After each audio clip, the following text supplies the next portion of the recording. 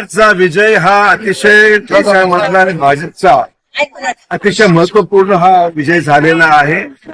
Absolute majority बिहारमध्ये 205च्याही पुढे आकडा गेलेला आहे आणि एनडीएचं स्पष्ट बहुमत बिहारमध्ये आता जवळपास सिद्ध झालेलं आहे.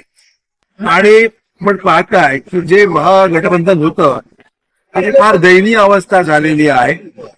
हा विजय म्हणजे भाजपाच्या नेतृत्वाचा, नरेंद्र मोदी साहेबांच्या नेतृत्वाचा, अमितभाई शाह यांच्या सूक्ष्म नियोजनाचा आणि विकसित बिहारचं जे काही विकास पुरुष म्हणून आपले नितीश कुमार आणि भाजपच्या समर्थनातून जे काही काम झालेलं आहे त्याचा हा परिपाक आहे. त्यामुळे मोदी साहेबांचं अभिनंदन, अमितभाईंच्या नियोजनावर त्यांचं अभिनंदन, नितीश कुमारचे आणि भाजपचं समस्त बिहारमध्ये करतो.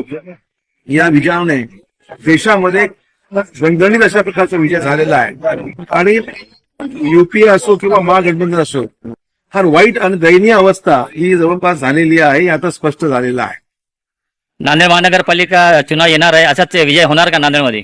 पण हे देशामध्ये चुकीचे बिनबुडाचे आरोप करायचे, त्या बिनबुडाचे आरोप, वोट चोरीचा आरोप, बिनबुडाचे आरोप करायचे आणि त्या याच्यातून लोकांमध्ये संभ्रम निर्माण करण्याचा, मत मिळवण्याचा प्रयत्न करायचा, हा सपशेल जनतेने नाकारलेला विषय आहे.